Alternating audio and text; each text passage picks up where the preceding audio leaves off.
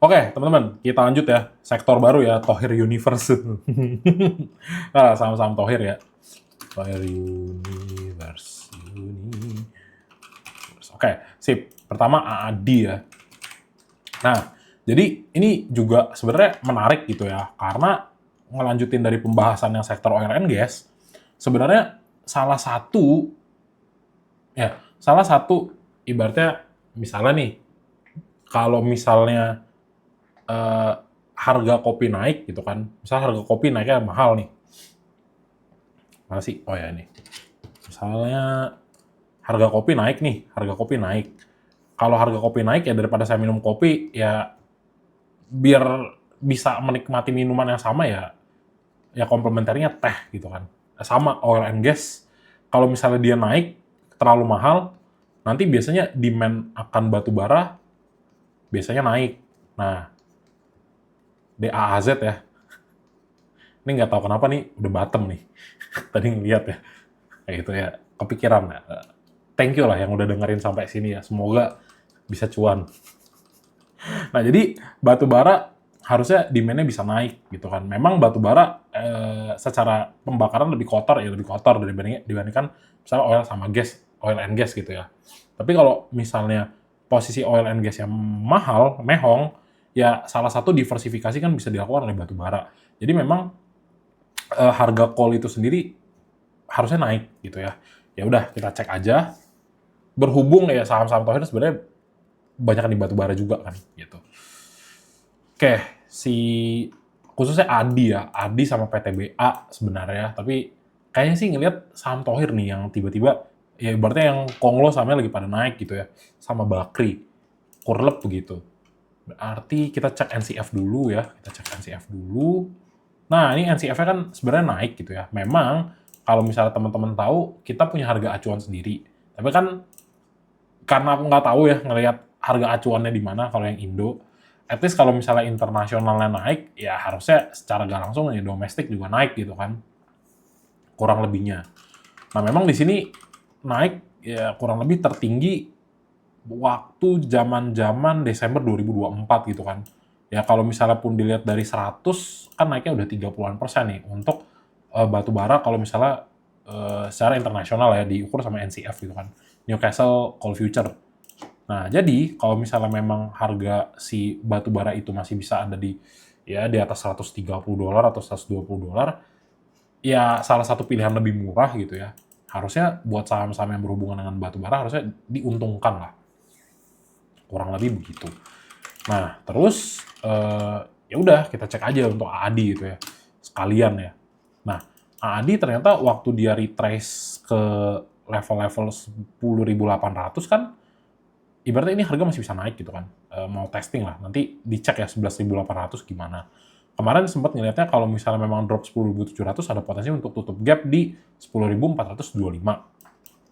Nah, karena nggak bisa dan teman-teman ngelihat dia memang secara structure masih akan naik, ya ini tinggal dicek aja nih 10.800 keklaim nggak. Kalau misalnya keklaim, ya ini bakal continue naik terus. Nah, jadi aku sebenarnya mulai melihat bahwa saham-saham yang kayak AADI, emas yang mahal-mahal tuh pergerakan kenaikan harganya tuh relatif lebih kecil. Tapi di sisi lain teman-teman ya, yang masuk tuh retailnya kecil. Yang masuk lebih banyak yang masuk lebih banyak institusi institusi sama smart money gitu. Jadi sebenarnya kayaknya lebih enak ngelihat saham-saham yang kayak gini gede, memang mahal, yes mahal, tapi kalau dilihat ditunggu kenaikannya seminggu, ya lumayan gitu ya. Gitu kayak dari sini kan misalnya dari 10.000 ternyata ditarik naik sampai 11.000 lumayan 13%. Kayak gitu kan. Ibaratnya lebih stabil lah, lebih kenaikannya lebih pelan tapi pasti gitu ya. Nah, setelah koreksi kayak gini kan dia akhirnya naik dan naiknya lumayan solid nih. 3,67% di tanggal 29 sama di tanggal 30-nya naik lagi. Kalau misalnya ngelihat apakah potensi naik, ya ini potensi naik gitu ya. Dan ngelihat juga momentum ternyata udah naik nih. Gitu. Buat si AADI. Nah, kalau misalnya ada dividen, Mas Aman nggak tahu ya teman-teman ya AADI ada dividen atau enggak. Jadi teman-teman cross check kalau yang mau beli saham-sahamnya si siapa namanya saham-sahamnya Thohir lah. Karena kita tahu saham-sahamnya Thohir itu kalau misalnya dividen trap-nya lumayan dalam gitu ya, gitu. Itu kuncian yang harus teman-teman pastikan gitu. Jadi jangan sampai trade di saham-saham AADI karena memang apa namanya, dividen ibaratnya apa ya, bagi-bagi dividen tuh di sekarang-sekarang ini, interim-interim di sekarang, full year lah. Pantau jangan sampai kalian kejebak gitu ya, karena tiba-tiba harganya naik. Tapi kalaupun misalnya nanti harganya junam, ya bisa saya rokok lagi gitu. AADI, nah ini cakep. 2930 Akum, cek lagi AADI. 30 AKZPRX masuk. Ya, lihat kan, nggak ada XLXC di sini, tipis pun nggak ada. Nah, XL-nya buang barang. Ini cakep nih. Ya, tapi tetap lah, kayaknya retail juga mulai masuk ke sini juga kelihatan ya. Di mana-mana ada retail. Bagus berarti. Liquidity provider kita berarti retail ya. XL berarti para pendekar bursa itu kita liquidity provider berarti teman-teman ya. 2930 CC sama AK dan ZP gede. XLYP buang. Tarik lagi seminggu. LG, PD, AK, CC, YU, ZP, cek buangan YP, XL. Nah, ini masih bisa naik nih. Seminggunya retailnya buang semua ya. Oke, ini ada potensi ketarik dulu 11.800. Baru kita cek lah kayak gimana gitu ya. Tapi I think AADI solid move ya. Next, Adro.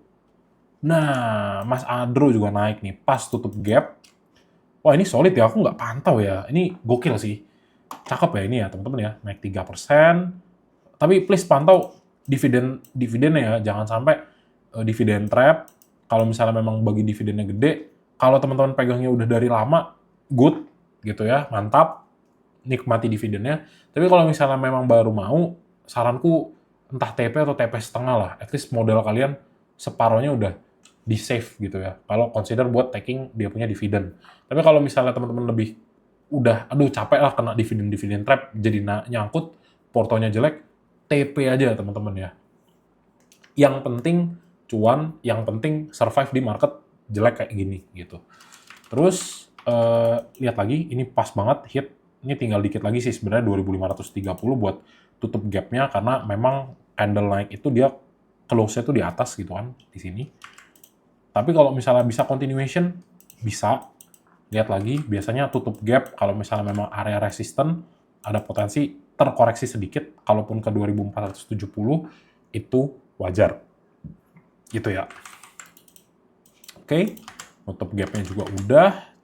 Cek buat Adro. Nah, nih cakep nih. Tiba-tiba asingnya Akum 107M. Nggak tahu nih duit siapa 107M. Cek lagi Adro. Cek siapa masuk tanggal 30. BK sama AK masuk. Jos. Buang barang siapa? YU, XL, YP sama XC. Potensi naik besok masih berpotensi lanjut naik gitu ya. Oke, mantap, MU menang. Nice. Oke, cek lagi 29. BKAK. Buangan YU, XL, XC. Ya, ini oke lah.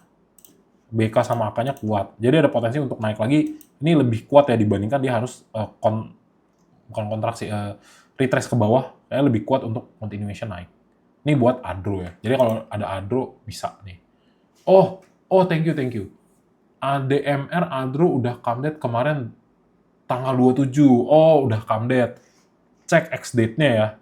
Cek X date-nya. Thank you, Mas. Thank you yang udah ingetin ya. Tapi marketnya pindah ke Fiat. Oke, betul. ADMR, Adro udah come date tanggal 27 kemarin. Cek lagi teman-teman ya. Kalau misalnya X date, biarin dulu lah X date gitu ya. Biar nggak begitu spekulasi. Kalau misalnya dikasih gap lagi baru masuk. Udah bang, udah bang, udah bayar, tinggal bayar 8 Mei. Ya, pantau. Tapi kalau misalnya ngelihatnya jelas posisi retailnya udah buang semua sih, harusnya udah clear ya. Ini gap down-nya berarti kemarin ya 27 ya, pas ya, X-date ya.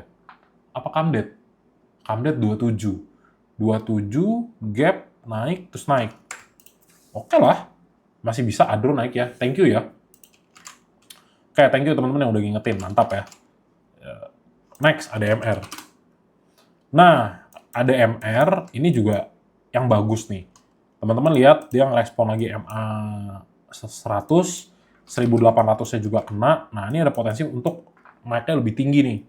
Karena kita ngelihat dia itu kan sebenarnya kalau misalnya based on price action ya gitu ya.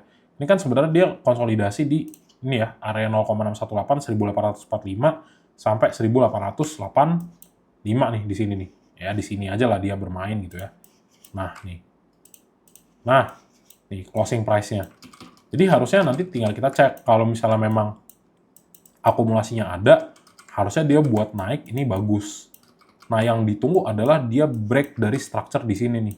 Nah, ini kan sebenarnya ya kalau dibilang descending triangle ya ini descending gitu ya.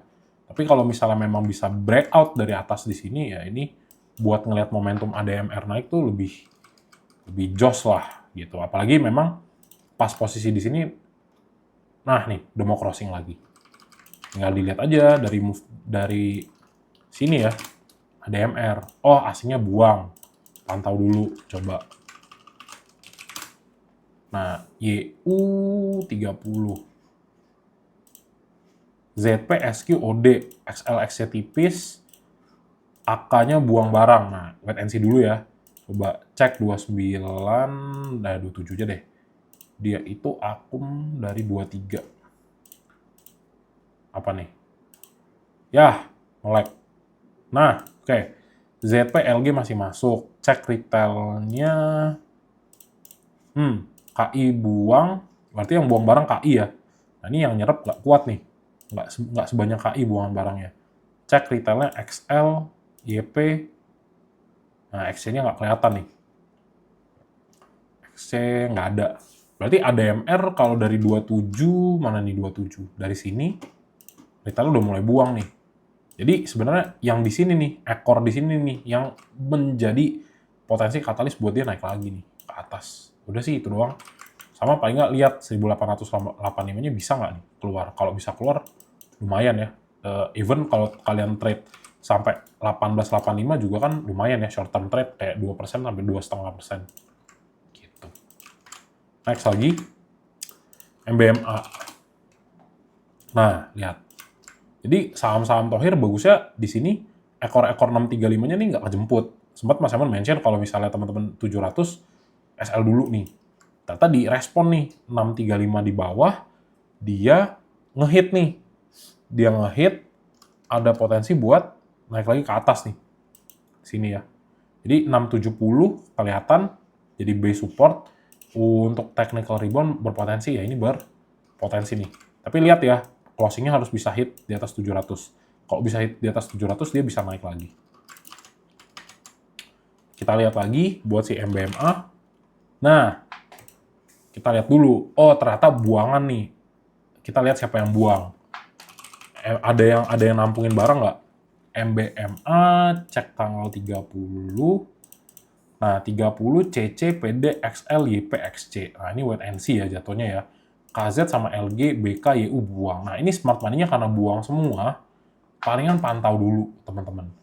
Karena yang respon cuma CC, PD, XL, YP, XC gitu. Itu aja sih paling sih, simpelnya ya.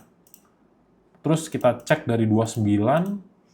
Nah, ini sama nih, ZP, CC, PD, XL, buang barangnya KZ, LG. Nah, yang agak kurang bagus tuh sebenarnya kayak karakter-karakter kayak KZ sama BK kalau misalnya buangnya akan banyak ya karena KZ itu ngeholdnya tuh cukup lama. Lihat lagi 27 XL, YP sama XC masih ada, ZP makan, buangan LG, KZ, BK, AK. Jadi sebenarnya BK AK tuh buang terus nih dari 27.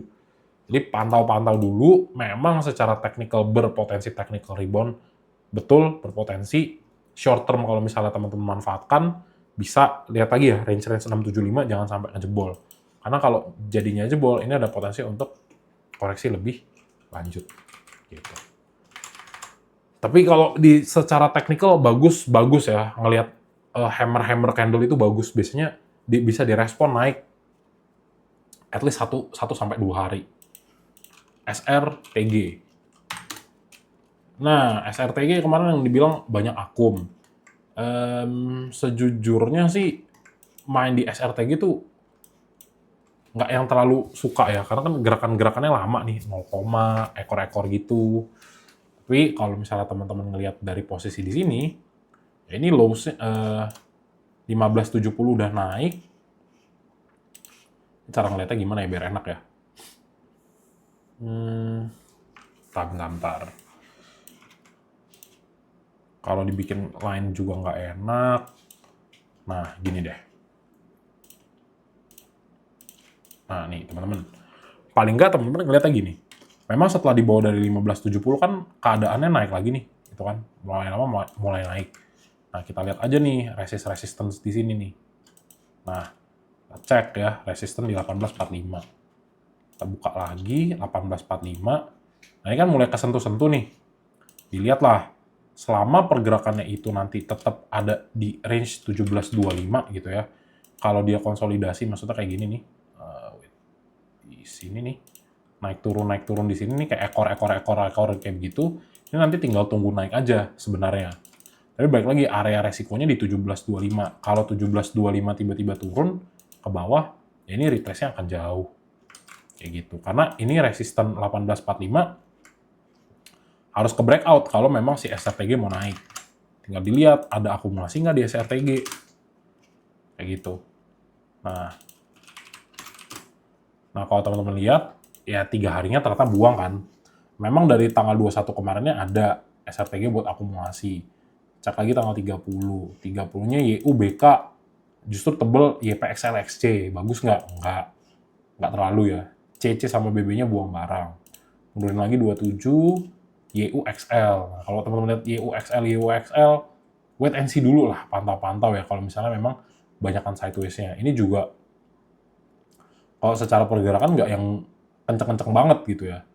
Kalau dari tanggal 13, cek tanggal 13 itu sini ya. Nah, posisi di sini baru starting nih. Naik, kenapa? Karena ternyata kita lihat YUZP dan KZT masuk, terus posisinya barulah di sini kita ngeliat posisi retail buang. Tapi sejak dari tanggal 20, XL-nya masih tetap ada. Tapi at least masih ada YU yang masuk. Jadi consider gini, ini kalau misalnya memang harga masih ditahan di range 1700 sampai 1845, berarti memang ada potensi di sini adalah area akumulasi daripada smart money. Kayak gitu. Tinggal nunggu di bawah naik. Tapi ingat, kalau misalnya tiba-tiba dia ternyata drop di bawah 1725, maka ini adalah invalidasi, artinya potensi untuk turun lagi lebih dalam. Kayak gitu. Itu aja buat SRTG, next-nya trim ya. Nah, trim, ini sebenarnya sulit-sulit gak sulit. Kenapa? Karena pergerakan harganya tuh tipis banget, teman-teman ya. Pergerakannya tipis banget. Tinggal dicek pertama tuh dari sini. Kalau misalnya kalian yang suka tohir gitu kan, ya nggak konsisten di atas 100.000 secara transaction volume kayak gitu. Jadi kita butuh volume buat teman-teman kita tuh day trade gitu kan. Kalau nggak ada volumenya kayak 3.000 ini sulit. Dan kenapa akan jarang dibahas ya karena lihat nih pergerakannya tuh tipis-tipis sebenarnya. Nih 4%, 0,8, 3, minus 9%. Tapi teman-teman lihat, barangnya tuh kering banget. Ini yang beli tuh tipis-tipis nih. Kayak begini. Kayak gitu. Jadi ini akan sulit sebenarnya buat teman-teman.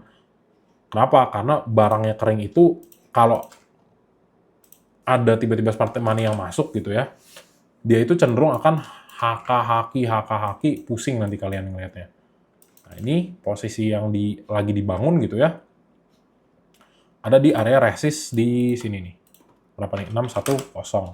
Nah, di 610 pantaulah kalau misalnya memang bisa keluar, ada potensi untuk continuation. Nah, di sini ya 540 sebagai minor supportnya. Kalau misalnya ternyata dia dijebol di bawah sini, tandanya ini belum kuat untuk tembus 610. Kayak gitu aja. Ini karena sebenarnya momentum masih naik ya, dilihat nih, bisa nggak nih dia keluar dari atas. Kayak gitu.